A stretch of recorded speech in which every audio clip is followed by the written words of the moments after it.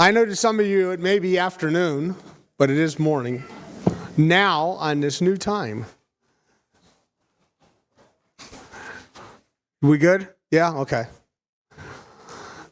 1 Kings chapter 7. 1 Kings chapter 7.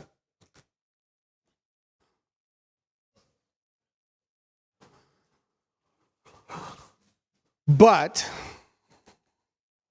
as way of introduction, what just happened? Okay. We're talking about Solomon building the temple, yet we're not this morning, okay? We're going to talk about Solomon building the palace, his palace. I don't know why I just have two verses up there. Because I don't know how to type. It's 1 Kings 7, 1 through 12, because the next slide will say that. What we're talking about this morning, though, in 1 Kings chapter 7, is the great interlude. Now, that's what it's called by a commentary, so I pulled it in because it sounded really cool. But I'm not sure where this places in the time span of things. I will think, and I believe, Solomon is finished with the temple. There will be finished work he will deal with in verses 13 and following in this chapter. But I believe Solomon built the house of God, and now he's building his own palace.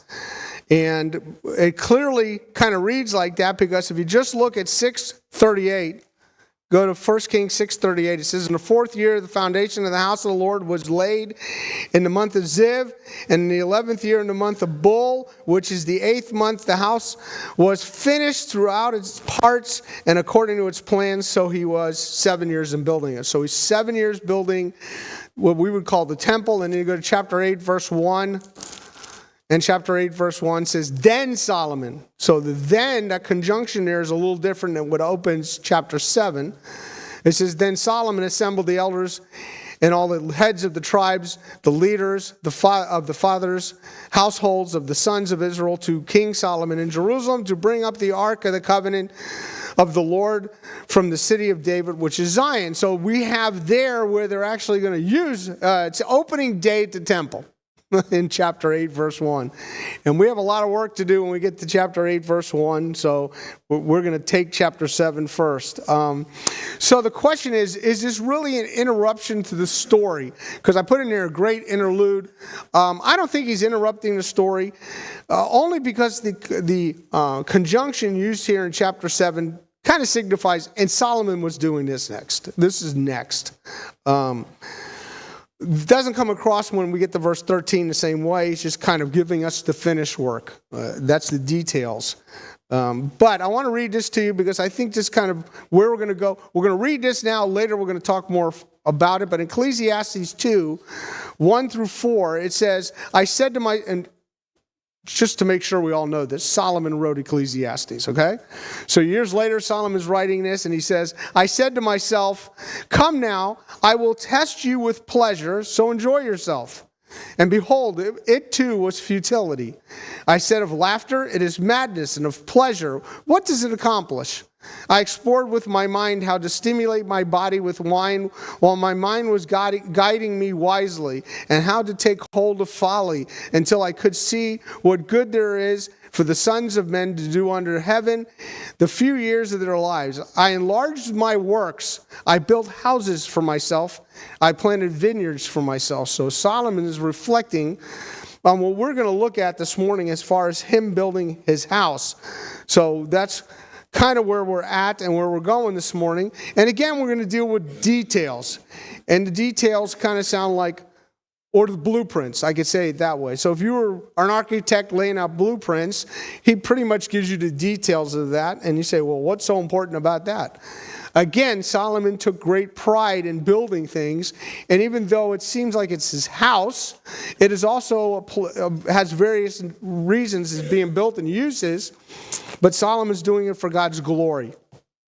And that's been Solomon's aim. And you'll see that when we go through the dedication of the temple and Solomon's prayer of dedication, which I think in and of itself should be made into a book because it's a phenomenal prayer. But we'll get to that.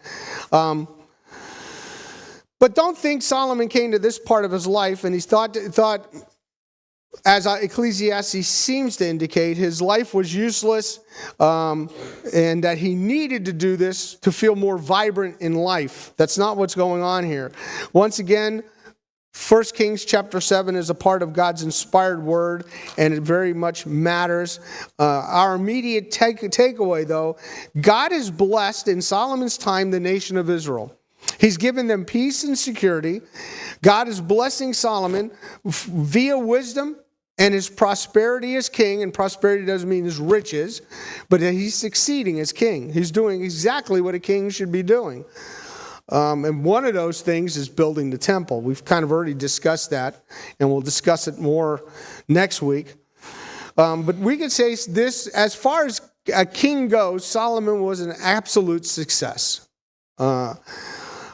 And again, I am going to say this way ahead of time, but I'm going to say I'm glad God does not judge any of us for an instance in our life. Aren't you thankful for that too? So anybody that magnifies some of the things that Solomon does in his life is problematic, because God's not judging Solomon over some really bad decisions we will talk about when we get to chapter 11. So just hang in there. But we know one thing, that he has a contract with Hiram, king of Tyre, to build the temple, to get the supplies needed to build that temple. And it's kind of a covenant or a contract with a builder who's kind of an enemy. And at this time in Solomon's kingdom, he has peace from all his enemies. He's not fighting any wars.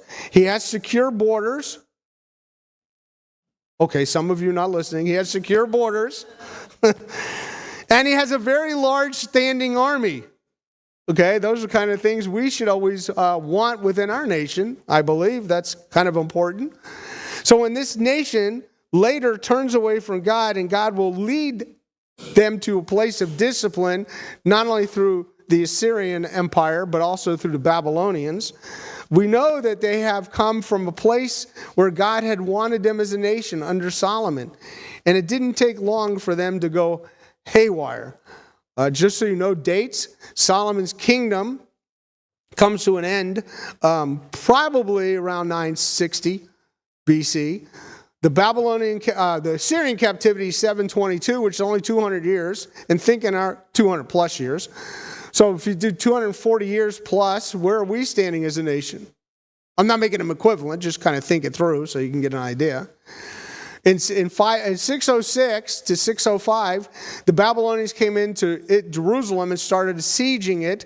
By the time 586 happens, Jerusalem is leveled, Israel's in captivity, and the Ark of the Covenant's gone.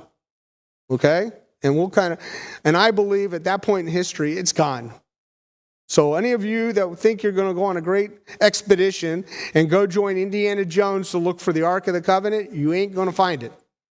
I don't believe it's findable. I don't think it's a need today, and we'll talk about that more next week. So just kind of put that in your thoughts as we're going through this. Solomon in chapter 10 of this book, we'll get a visit from the Queen of Sheba, which is probably the southern Arabia Peninsula where she's from. And this, we see that Solomon's leadership over this nation, over God's people, it has to have God as a priority. He cannot lead this nation and not place God as his priority. So by way of application this morning, have you made God your priority? And I think that's an important thing. We look at Solomon's life and we say, Solomon's wise. What made him wise? He made God a priority. You want to be wise? Make God your priority. And I've seen, and I'm a pretty good people watcher, and I've seen people over my lifetime who've claimed great things being in the church and done some interesting things within that. But if you watch their overall life, they haven't made God a priority. God's part of their package, part of their doing. Things get in their way. There used to be an old saying, and I think I got it from seminary, but I don't know. If you want to see a man where he is with God, let him buy a boat and see when he shows up for church. Because that boat becomes the priority. So, not that boats are what? Inanimate. The person has a problem. The boat doesn't cause anything. So if you want to get a boat, go ahead. Just invite me, but I won't go on Sunday. But the point is, Israel was fighting no wars. What did God tell them? That when they were blessed, they would be at peace. Read Deuteronomy. That they would be blessed as they followed God. And it starts with the king leading this nation. Not that the king is the nation's pastor per se, or the nation's divine person, but he is an intermediary between God and man, and God is the king over this nation. And if there's a godly king, we have the right situation going on in Israel. And it's important to see that. So, as we look at this time period, Solomon is going to switch his building project to finish his house. And there's a number of reasons he's going to do this. First of all, he's not going to occupy David's house. David's house is in the south of Jerusalem. Next week we'll kind of look at it more, because that's where at this time the Ark of the Covenant is stored. He's not going to live there, even though he does bring his wife, his Egyptian wife, into that place. But we'll kind of, again, these are thoughts for next week. The temple at this time is finished inside and out. It just has to be fully furnished and a little bit of ornamentation made to it. And there needs to be something outside built. And Hiram, not the king, I know it's going to be confusing. Hiram, the king of Tyre, has a contract with Israel to bring in lumber. Then we're going to see Solomon will hire a guy named Hiram. And the first thing you got to ask yourself is, isn't there more names in this world? Why does he have the same name? Somebody said, which I thought was interesting, it's Hiram in Hebrew. It's Hiram in Tyre, because it's Gentile. I go, well, either way, they're both Hiram or Hiram. It just doesn't matter. But the point is interesting that we're going to have two different Hirams that are involved. But when we go to chapter 7, verse 1, we know it took him 13 years to build his house. 7 years to build the temple, 13 years to build his house. And in chapter 9, verse 10, in 20 years, Solomon had built two houses, the house of the Lord and the king's house. And we'll talk about that a little bit more in a few minutes. But just so you remember, it took 4 years to prepare the materials needed to build the temple. So we're looking at a time period. By the time Solomon's done with these building projects, he's about 44 years old. And Solomon rules over all of Israel for 40 years. Hence, he only gets to live in his house for 16 years. If that kind of interests anybody about that. So let's make three observations before we go into more details. First of all, God was blessing Israel as shown in these three building projects. Israel was progressing as a nation. Other nations knew about what they were doing. And we saw that from Hiram of Tyre, that he was also had a religious building project and was willing to help Solomon for his God. And I don't know where he was as a believer, Hiram. I would say not there. But he saw the significance of a nation building a place for God. And that's important as we look at that. So secondly, Solomon's palace was not as important as the Lord's temple. The importance was placed on building God's house first. Priority. And I would not grudge Solomon building his own house. And that's important to see that. And it had... I don't think Solomon's house had as much grandeur and opulence. We'll look at it. But it was very practical. And we'll see as we go through how necessary it is. Thirdly, Solomon's wisdom, his skill to rule, is shown in these buildings and in the exactness which they were built and in the hiring of skilled workmen and the covenant between all his contractors. And then his wisdom is even on more display when we get to verse 13. So I think that's kind of interesting. So if you want to know how this is broken up, this part of the chapter, verses 1 through 5, we're going to talk about Solomon's home, his house, his palace. We're going to give it a different name. I just didn't want to kill my thunder by having a different title here. So verses 1 through 5 is his own house. Judgment Hall is 8 through 8a. And Pharaoh's daughter's house. I find it so interesting. What's her name? We have no idea what her name is. She's always addressed as Pharaoh's daughter. I don't know if you want that. Or Solomon's We could call her Solomon's what? Wife, right? But what's her name? I don't know. And I'm going to say right now, I don't think it has significance either way. But it is significant how many times we'll look at how often he refers to her. So let's kind of look at building project number 1, his own house, verses 1 through 5. So we're in 1 Kings chapter 7, 1 through 5. It says, now Solomon was building his own house 13 years, and he finished all his house. And he built the house of the... You got to love Jews and their literature. In one verse, he just told you everything you need to know. That's it. That's it. Now he's going to tell you how it all came about. So there's always a summary verse, and kind of keep that, because we talked about biblical interpretation techniques in the first class. Keep this in your craw. There's a lot of times you have one verse, it's a summary. Our Bible opens with a summary. Did you know that? In the beginning, God created the heavens and the earth. And the rest of the Bible tells you about it. Okay? So when we talk about that, verse 1 is kind of a summary statement. Then he says in verse 2, he built the house of the forest of Lebanon. Its length was 100 cubits, its width 50 cubits, its height 30 cubits, on 4 rows of cedar pillars with cedar beams on the pillars. And it was paneled with cedar above the side chambers, which were 45 pillars, 15 in each row. And there were artistic window frames in 3 rows, and a window was opposite window in 3 ranks. And all the doorways and doorposts had squared artistic frames, and the window was opposite window in 3 ranks. So we get a picture of what this place would look like. And I don't think, and this is kind of what most of us look for. What is the spiritual value and dimensions, right? I want to come away with this exciting life lesson. Well, first of all, we know that it was exacting. Again, first of all, it took 13 years to finish. I'm not playing any big deals with that number, but 13 is my favorite number, so I'll go with that. But if you look at 13 years to finish, I don't know about you. My biggest angst is having a project that's not done. And for 13 years, it doesn't seem like a long time unless you're right there doing it. So I'll give you, for instance, we were rebuilding my house after Hurricane Andrew, and I was living on the property, not in the house. And every night I'd get home and say, it's not finished. It's not finished. It's not a good thing to do and have, because here Solomon is the king, and he has no palace. And the Bible really never tells us where he's living. I'm going to assume he's living on the outskirts of David's house, which is in the city of David, and we'll get to it next week. But he does give the house a name. He gives the name of the house the Forest of Lebanon.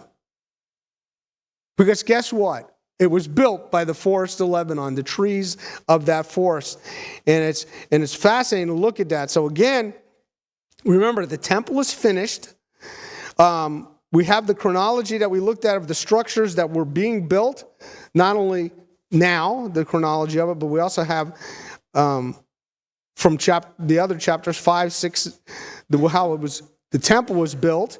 And then in chapter 8, the temple is finished, it's dedicated, sacrifices begin there, and Solomon again and again has made God his priority. And now he calls this place, which is really cool, he calls the place the Forest of Lebanon. Where I grew up, there was a place, I don't know if any of you have ever heard of it, it's called Vizcaya. Anybody ever heard of Vizcaya? 2 people from Florida. Hey, of course we know Vizcaya. Vizcaya was originally made, I'm just going to tell you, you can look it up. It's a really cool place. It's a wonderful estate built in Coconut Grove on the inner coastal way. So you look out the back of it and you see the ocean. Biscayne Bay. Vizcaya. Biscayne Bay, never mind. What it comes from, though, when the original Spanish people settled in that area, they called it Biscaya, which was Biscayne Bay. And it was the same thing that was in Spain at that time, which was a province of Biscay. I know this is all exciting. But the guy that ended up finally owning it was a guy named James Deering, who owned most of that land out there. He was a land developer. And since I got to deliver mail in Florida, my last stop as a mailman was in part of Deering Estate. The drive that rode all the way down to my main part of my route was called Deering Bay Drive. The reason I'm bringing this up is because when you looked at this place and saw this place, you knew the significance of it. And I don't know anybody that hasn't lived in that area that hasn't been in that place. And weddings are held there. It's a huge estate. It's a beautiful estate. But again, it took painstaking, you can look it up, to build this thing. It's opulent. But right now it just makes money as more of a museum, I guess you can call it. Or go have your wedding shots done there, because it's a great backdrop. Why do I bring this up? Because it was built with a reason.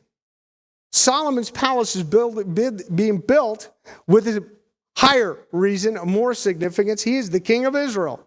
He is representing God on earth. He's not God on earth, but he's representing God's rule on earth. And how would God rule? So he's got God's house done. And just think about it. God's house was small in dimensions to his palace. So let's get some of the real quick dimensions. First of all, it was 100 cubits long, which is 150 feet. Okay?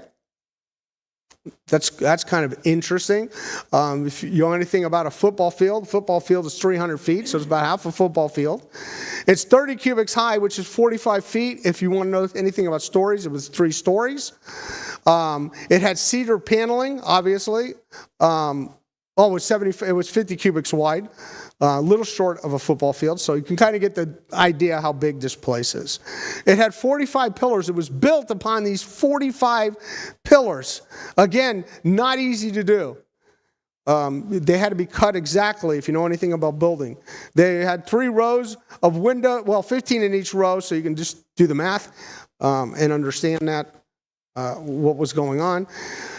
They had windows opposite each other, 3 ranks, because there's 3 stories. And again, it had doorways, doorposts that were squared and framed. I hope you all got excited about all this.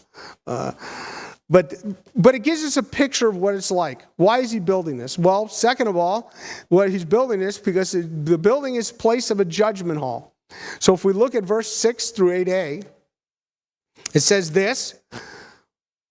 Then he made the hall of pillars. Its length was 50 cubits and its width 30 cubits, and a porch was in front of them, and pillars, and a threshold in front of them. And he made the hall of the throne where he was to judge, the hall of judgment, and it was paneled with cedar from floor to floor. And his house where he was to live, the other court inward from the hall, was the same workmanship. So let's stop there. So he had a judgment hall. Where did he go to judge? In his house. An addition to his house was judgment hall. And we go back to when Solomon had originally asked for wisdom. He wanted wisdom to judge his people. Wisdom to judge his people, to rule over his people and be wise as a judge. And that's important. So this verse answers questions to us. First of all, had Solomon really lost sight of God's plan? Was this part of his downfall? It seems like, if you look at it innately and exacting for some people, look at it and say, he took his eyes off God. He's satisfying himself. Because what did we just read in Ecclesiastes? We're going to dig in a second. We read in Ecclesiastes, I built works for myself. Is that wrong? Is it wrong? Now, here's what happens. And again, my warning I'm going to say to all of you, don't apply this to yourself. Don't say, well, Solomon said, I built for myself something. We shouldn't build anything. So live in a tent. What are you trying to imply? And the false application to anything is to take it to the furthest degree that it wasn't meant to be taken. Solomon said he's doing so. So we're going to look a little closer in a moment at Ephesians chapter 2. Can we ask this question? Did Solomon love God? Can we answer that? And I could say, without a doubt, Solomon loved God. Solomon had a relationship with God. Did Solomon drift off course? And we'll have to examine that, but right now, is he off course? I don't see that. I don't see that at all. And these are good questions, yet seem ill-placed in the flow of the narrative. Right now, we're not dealing with that. Know how I know that? I read on. Chapter 8 is a wonderful time where Solomon's going to dedicate the temple, where he's going to give a wonderful prayer of dedication. If he swayed off course by doing this, we have a problem. And some people will say, oh yeah, because the dedication was before he built the house. And I say, okay, but I can't see anything in this text that say he wandered off course. And the reason I'm doing this is kind of preemptive because I read things that said, here's where Solomon ditched God. The text doesn't say that. Nothing in this text points to that. Ecclesiastes chapter 2 was always forced into this, so we need to look at Ecclesiastes chapter 2 because it seems to indicate Solomon was losing his way. So let's kind of go back to Ecclesiastes, and if you want to, you could turn to Ecclesiastes in your Bible. We're going to go to chapter 2. And I know some of you said, we were there last week. No, we were in Proverbs chapter 2. It's Ecclesiastes chapter 2. There's a difference. And remember what Solomon is doing, okay?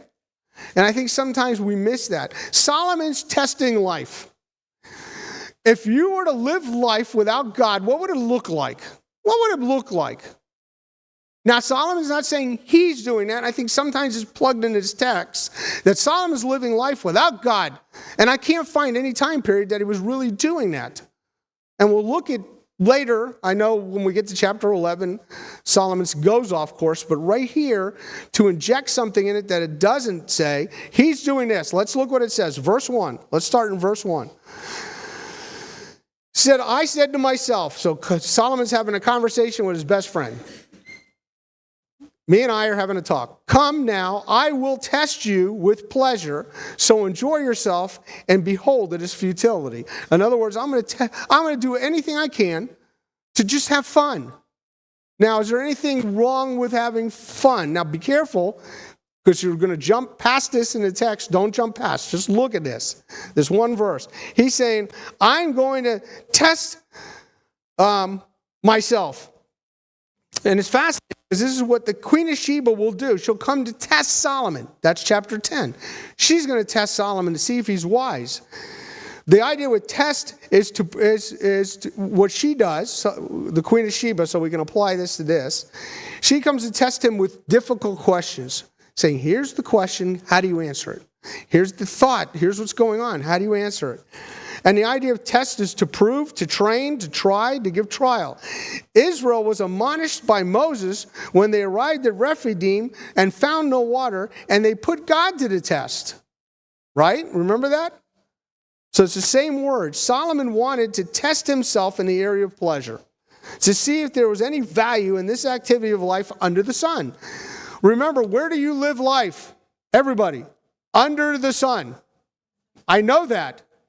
Not now, right now, but it's out there somewhere. We live life under the sun. So when you live life, Solomon wants to know what living life is like.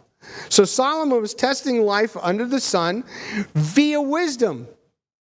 He has skill that God has allowed him to have. He has the words of God. He understands this. And he found it difficult to understand life under the sun and what people who do not know God would conclude.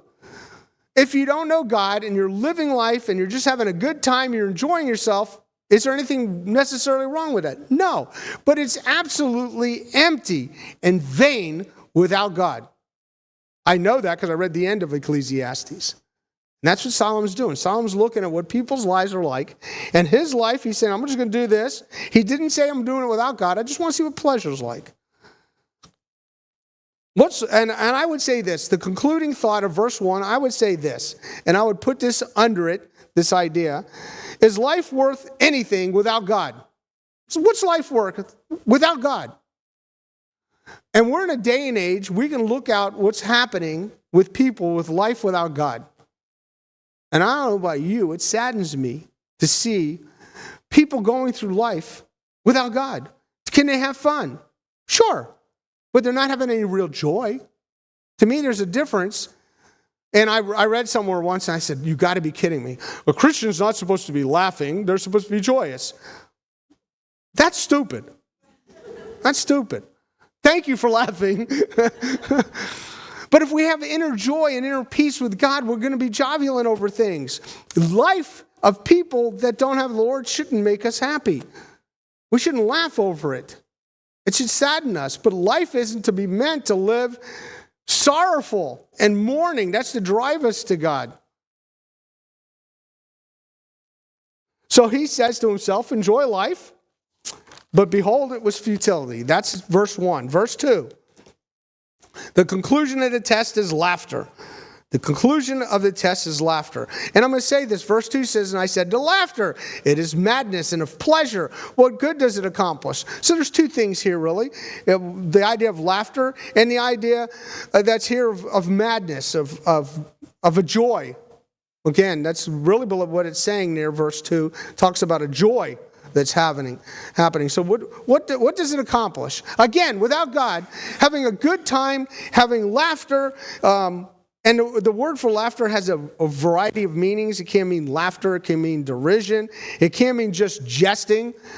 And if you want to take that to the wrong degree, you should never laugh, never jest, never have a good time, never tell a joke, and be bored with life, I guess. I don't know. But the idea of laughing here was expressed as Israel returned from Babylon. And look here, just let me show you this. Go to Psalm 126. Psalm 126. So you get a different idea of laughing.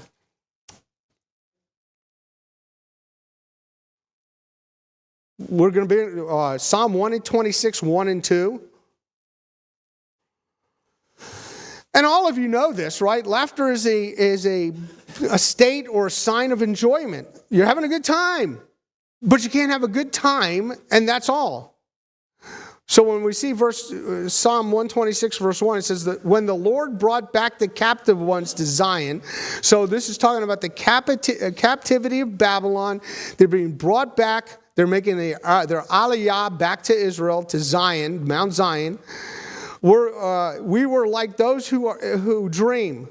Then our mouth was filled with laughter and our tongue with joyful shouting. So how do we interpret this? How do we look at this? The people that were returning from captivity, their joy was expressed in laughter. We're returning. We're done with captivity. You don't think that brought that laughter to them, that tear of joy, that exuberance? And in Ecclesiastes 7:3, Solomon will also say, sorrow is better than laughter.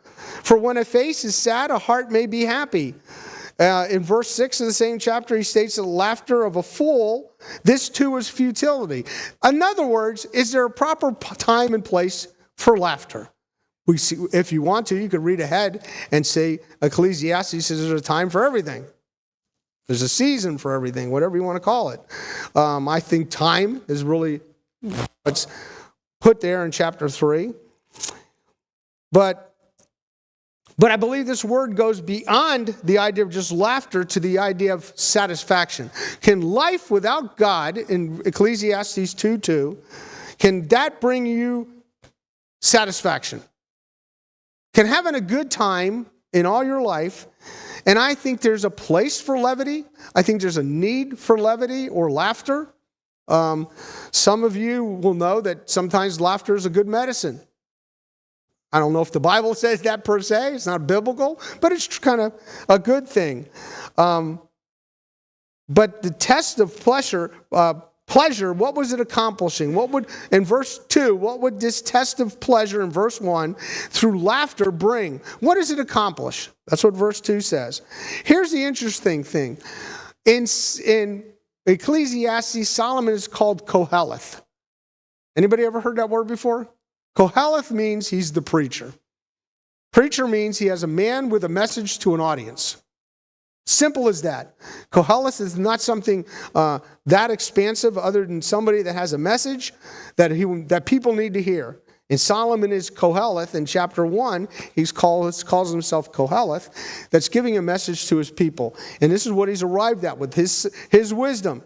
He's saying to himself, he put himself through tests to prove to himself what the value of life would be if God was not involved. And some of us can say, done that, been there. And Solomon says, what if one did not have a relationship with God? I will test my life with pleasure, but it was futility. Then he tested himself via laughter and enjoyment and joy and good times. He was made happy, and he found it as madness, senseless, irrational. Because a person to live life for their own enjoyment, it makes no sense and it's illogical. So these two verses was a test of pleasure, which was also what the first test was all about, testing of pleasure. And Solomon's conclusion is, from both these verses, he says at the end of verse 1, it too was futility. And what, at the end of verse 2, what does it accomplish? It's nothing.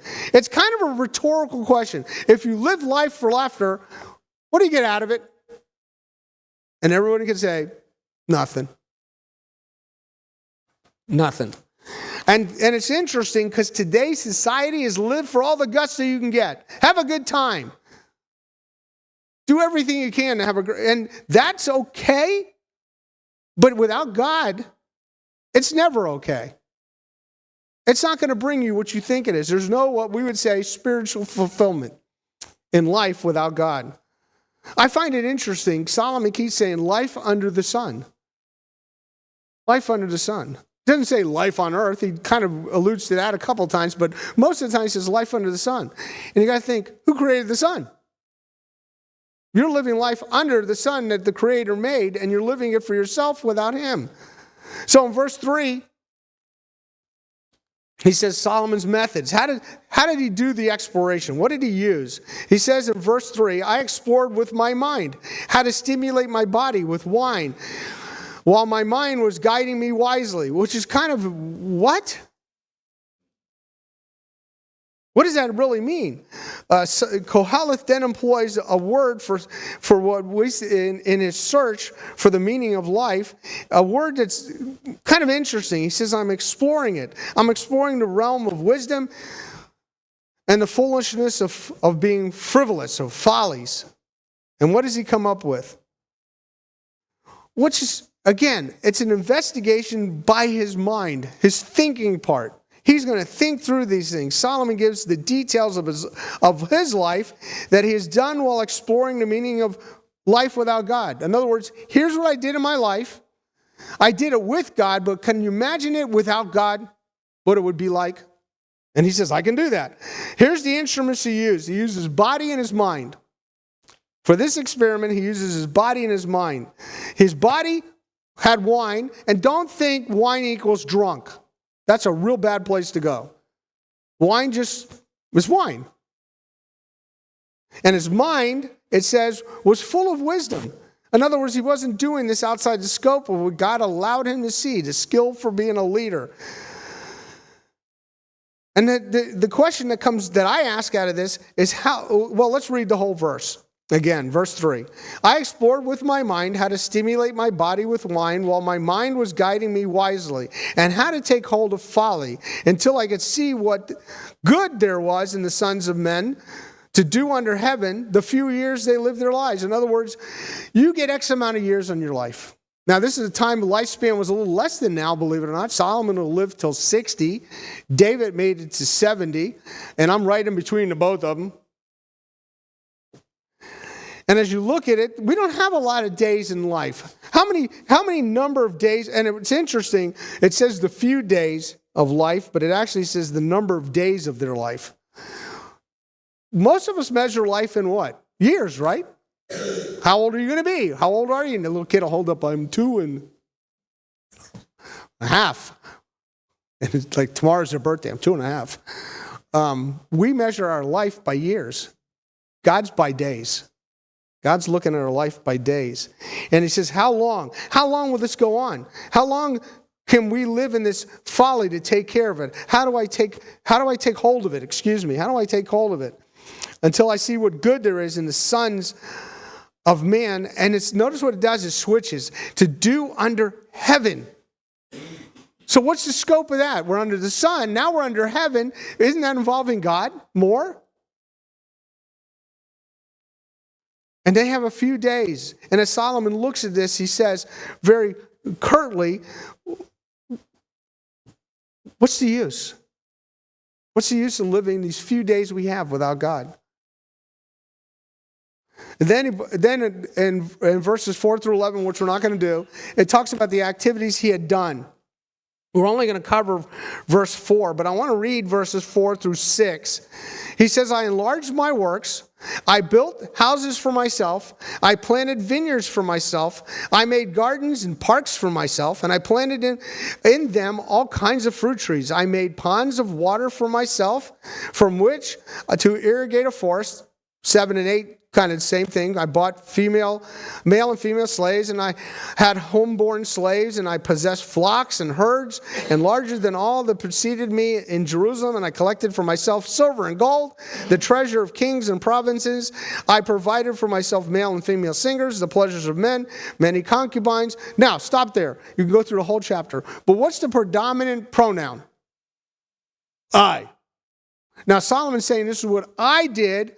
He has God in his life, but he's trying to say, if I did this, and since I have done these things, this is what I've done. And these things really don't mean anything to me. They don't mean anything. He's kind of giving us a walkthrough of his life and saying, all the things I've done them. And there's no doubt about that. But he's saying, now I just want to park for a second on this one idea. He says, I enlarged my works in verse 4. I find that interesting because when we look at it right off the bat, we think, why, Solomon, you're trying to brag about what you've done. Look at my building projects. Now, Nebuchadnezzar, later, King Nebuchadnezzar has a lot of building projects, and his name was on it. And he wanted the significance of what he'd done. He wanted to be prominent because of what he had done. Later, Herod does the same thing. Also, they want the self-satisfaction of being known by their works. Solomon wasn't doing it for that reason. Solomon, it says, was caused to do this. I was caused to enlarge my works. That means God had a hand in it. The idea here is to be great, is the greatness in what Solomon had done, he had done, but it wasn't for himself. It wasn't for himself. Just go over to verse 30. I'm not in there. So we got to go to 1 Kings. I got to go back. 1 Kings chapter 7. And if we were to read through verses 8 through 33, we'd see something that stands out here. And I think it's important. Verse 8, we'll just read verse 8 because that's where we're ending on this section. His house where he was to live, the other court inward from the house, hall was of the same workmanship. He also made a house like this hall for Pharaoh's daughter, whom Solomon married. The idea of work or workmanship in verses 8 through 33 is used 11 times. Solomon is so engrossed with the workmanship being precise because he was caused to make these works. It was God's works. Look at verse 9. All these were of costly stones, of stone cut according to measure, sawed with saws, inside and outside, even from the foundation of the opening, and so on the outside of the great court. So, and the word that's kind of intermingled in these works that he made was the word greater or great. It's fascinating. So Solomon was initially, at the beginning of the time of Solomon, he was caused to be great by God, caused to rule. He was caused to make these things. He was caused that they became greater and greater works. And why? It was for God's glory. Now, the reason I'm bringing all this up, because when we're in Ecclesiastes, he's doing a test. All he's saying is, if I did these things and God wasn't involved, what would it be like? He can do that because he's Solomon. Solomon was very much involved with God in his life.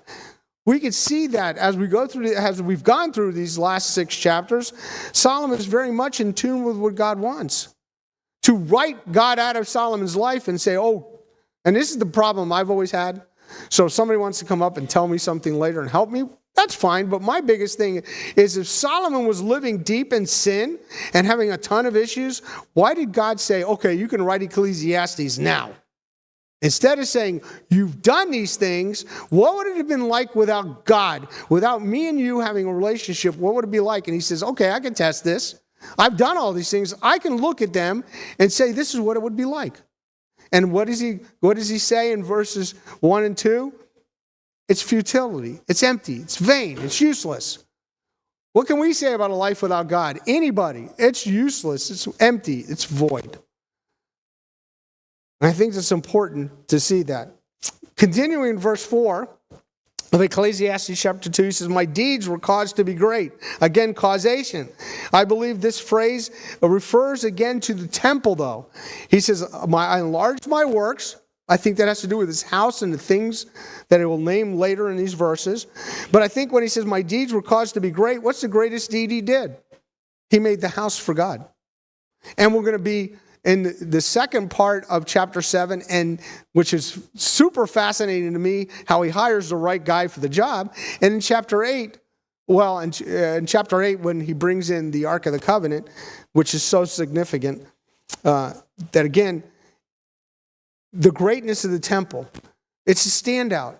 Today, we don't have any religious center like that because all of it's man-made.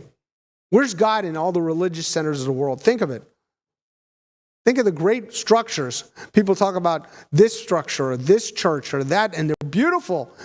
Architectural work, some of them are beautiful. We have a beautiful downtown here. I think it's beautiful, the architecture. What goes on inside. But this was God's house. God's presence will be there. And when we get to chapter 8, it's going to be so fantastic to see God's moving in. It's God's move-in day to this place that Solomon had built and taken his time.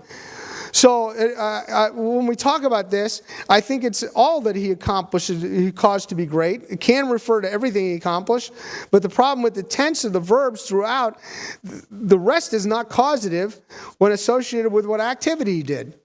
He just did activities. It's interesting. In verse 6, he said, I made for myself pools of water. I irrigate them. So if we go through all those next verbs in the next set of verses, all it's saying is just a simple tense in the Hebrew. I made them. I did them. I planted vineyards and so on and so forth. It's a simple action. And the idea as far as he says, I built myself houses. It's a simple statement. Now, I think this also refers to Judgment Hall and his wife's residence that we'll look at. We'll finish with that in a few minutes. But the question is, so the basic question I'm trying to address is, did Solomon lose sight of God's plan? I say absolutely not. Was this the cause, building his own house, a cause of his downfall? No. Again, Solomon loved God. And God loved Solomon. And I believe to take that and inject it into 1 Kings and say the point of 1 Kings is to show you Solomon going off course, is to inject something again that has nothing to do with the context and the content. So what's the purpose of the judgment hall? Let's talk about the purpose. Oops, I skipped that one. Okay. Whoops, that's the one. What's the purpose of the judgment hall? First of all, we've already read the verses that are associated with it, so let's just run through it real quick. First of all, it had a colonnade of 50 cubits, which is 75 feet long and 45 feet wide. We can call it the porch.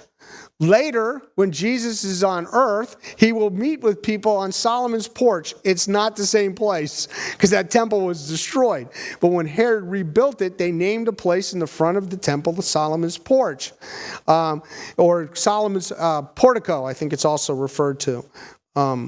What Solomon had built in the time he was king did not exist in the New Testament period. And I think it was built again in remembrance of Solomon. It was a place they would meet. It's actually funny because in that area, in the Gospel of John, Jesus is asked at that place, Solomon's portico, if you are the Messiah, tell us plainly. And Jesus had been doing that. He goes, where have you been? Kind of idea. It is also the time, listen, this is so cool. When Jesus is met at the portico of Solomon in the New Testament, chapter 10, it is the time of a festival called the Feast of Dedication. And what are we on the precipice of? Is the feast of the dedication of the temple. So put those, later it became known as Hanukkah. Okay? They're similar but separate things. Feast of dedication also has to do with dedicating the temple, which then became the 9th of Av, So that's a different holiday. And the Feast of Tabernacles is a different one. We'll talk about all these. And Hanukkah came in the intertestamental period. That's why Jesus is celebrating Hanukkah. It's only one time in the New Testament. There's also a place of a throne. So when we talk about Solomon's, the picture I always show, this is where Solomon's throne would be. Again, he asked to be made wise to judge his people, and he refers to Israel as the great people of thine to God. These are your great people.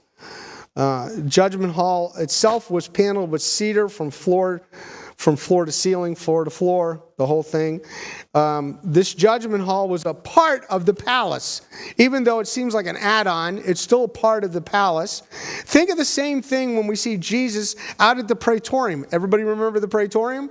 That's the front of Pilate's home. It's the judgment seat. It's really built on to where Pilate had called his home. So it's the same kind of design. You want to go see the king, you got to go to his house, and he will judge you there. So as one would enter the judgment hall, I believe this is designed that when you entered that hall, it was what was going to happen in there was absolutely serious, the nature of which is the king is seated there on the throne and you are going to stand before the king. It's serious. Wow. Can you not see some application to us? And someday we're going to stand before the judgment seat of Christ to be judged for our works, whether good or bad, to whether we get reward or loss of reward. Is it serious? Absolutely serious. And I think that's important. So we get to 1 Kings chapter 8b through verse 12. He's going to build his wife's a house. So it's not that much to go through here. It mentioned, again, I find it interesting. So far, we know nothing about Solomon except he had one wife. Yet everybody says, well, Solomon had this many, but at this point he has one wife that's predominant. I don't know how many others he might have had. Scripture doesn't tell us at this point.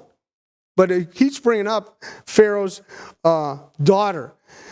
Pharaoh, again, is the king of Egypt. Solomon took his daughter into the city of David. At that point, just go back to 3:1 real quick, just to give us a point of reference. It says, then Solomon formed a marriage alliance with Pharaoh, king of Egypt, and took Pharaoh's daughter and brought her to the city of David. Again, the city of David, also known as Zion at this point. We'll kind of put all those things together a couple weeks. But for right now, it's the southern part of the city of Jerusalem. It was the city of David. And he brought her into the city of David until he had finished building his own house and the house of the Lord and the wall around Jerusalem. So she stayed there in the city of David. It doesn't say in David's house, though. Just kind of be sure you understand that, because we're going to see he's not. And again, the reason was for an alliance, that they made an alliance. Solomon attained a wife. Now, please hear me out. This was done for political reasons. It does not say he didn't love her. It doesn't say he didn't treat her as a wife. He said, but it was originally arranged because of an alliance with the king of Pharaoh, king of Egypt, which again, if you're here on Wednesday nights, the last thing Hebrews wanted to do was give you their children to be your wife if you were a Hebrew, or wanted anything to do with you. So to do this, it was significant. It was significant to both nations. And again, it was a time of peace. So Solomon did a lot of his transactions to have peace with nations around him. And basically, as we see this, we can clearly know what's going on then when this happens. And it says, just kind of look at this one word. I know this is going to be really sketchy, but you can't go anywhere it's raining. Verse 1 says, until he had finished building his own house. The word until can be translated in many different ways. It can be translated till, during, yet, even, so long as, down to, until, as far as, and while. It's used over 1,000 times in the Hebrew Bible. And you say, how do I translate that? We're talking about interpretation. And I'm going to tell you the easy part. Read a bunch of translations, see what they did. Or plug in different words and see how it fits in the context. So my question is, how does the translators come up with the translation until? Does it seem to fit best in context? The word until seems to say Solomon was married to Pharaoh's daughter until the building project was done. That's kind of how it feels. And he left her. He sent her away, gave her a divorce. However, there is no mention of Solomon having done away with those things or done away with her. We could choose the word during. Solomon took his wife during the time he began the building projects. When did he take her as a wife? We really don't know. It says chapter 3, but we don't know when that happened. Okay? Or we could put in the word while. She was there the whole time he was building, so he built her a house, which presumes she was always his wife. I would lean with that. I would lean to the idea of while. So when it says here until he had finished, while he had finished the building, while he was doing it. Again, splitting hairs is just fun to talk about.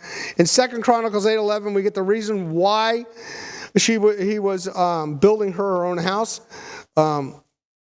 It says, my wife shall not dwell in the house of David, king of Israel. And I think that's not his house per se. I think it's talking about the city.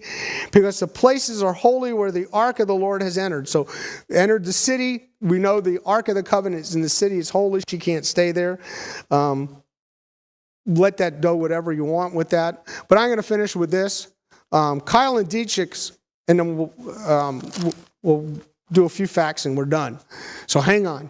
Kyle and Dietrich's, which is one of the most profound Old Testament scholars who wrote Old Testament commentary, that's volumes. Sometimes I don't know where they are theologically, so bear with me. The reason for this change of residence on the part of the Egyptian princess is that Solomon could not allow her, an Egyptian, to dwell in the palace of King David, which she probably was in the, again, not in his, but in part of it, which had been sanctified by the reception of the ark and consequently assigned to her a dwelling place in the city of David until he should have finished the building of his palace in which she might dwell along with him. So she couldn't stay in David's house because of the Ark of the Covenant, but she could stay in David's places. So if you know anything about Jerusalem, it's not a big area that was called City of David. Today, there's another place called the City of David. It's not the same place. So let's get me some concluding factors on the construction. And then I'll bring us up to next week where we go into the finished work. First of all, it's made with costly stones. His house was opulent. Not as opulent as the temple, because we know there's a lot of gold in the temple. And it had precision cut stones. Again, I find it interesting, and please don't overread this because somebody's going to say something that'll irritate me. But some of the greatest diamond cutters in the world, because I've been in Miami's diamond cutting district, every one of them are Hasidic Jews who can precisely cut a stone with the precision a diamond needs to be cut. So you want some of the finest cuts of diamonds? Find a Jewish guy that can cut diamonds, because that's what they're known for in certain diamond districts. Not all of them, because this Jew can't cut anything. Okay, I have issues even cutting meat. So cutting a diamond is got to be very precise. This work was not done haphazardly; it was with extreme care. So not as much, and this is it's not a drop down either. But he was building God's house, which was extremely more important. But he wanted his house to be good. Don't you want to build things that are good and solid? And we don't have to worry about, when the big bad wolf comes to our pig's house last night, it won't blow over because it's made of matchsticks. He made this which is, again, fascinating, because today archaeology can't find any of this. Go figure. Fourthly, the foundation was made of costly stones. The reason I put larger and smaller, because there were significant, floor stones are bigger, they're foundational stones, wall stones were smaller. Costly stones below and constantly, I don't know what that means. And costly stones above and cedar. So it's not constantly, it's costly.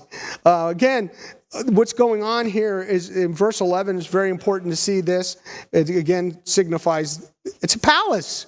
Where would you want to go? If you go into a palace, what do you expect? Oh, it looks like a woodshed. No. You expect the palace to scream Solomon's place as king. And then he had a great court all around, an inner court and a porch. This place, this palace, this place was massive. It was ornate. It was beautiful. And again today, if we were dependent on just archaeology, the place never existed. How are you with that? Are you going to lean on archaeology or chapter 7 of the book of Kings? And I'm going to say this. If we're around long enough, archaeology will find it. But again, what's significant and what's there? Nothing. Because we're waiting for the King of Kings to return. Right? Much grander than Solomon. So I'm going to pray and dismiss us. But you all need umbrellas. Because I get to look out and you can't hear it. So, who prayed for rain? You got your answer. Father God, we're thankful again as we've looked at 1 Kings chapter 7. This wonderful king at the precise time built you a house. He built himself a house, and we have this record of the precision that went into all of it. But Father, he was representing you on earth. As you said to Samuel, they had rejected you as king, this nation. And now they were moving from David to Solomon to a king they respected, a king they followed, but it would not last long. And we know when Solomon expires, things go downhill for that nation. And Lord, we pray today that the nation comes to know you, that there'll be a significant return to you as their God and their king and their coming king. Father, again, we pray for all of this in your name. Amen. You may be dismissed.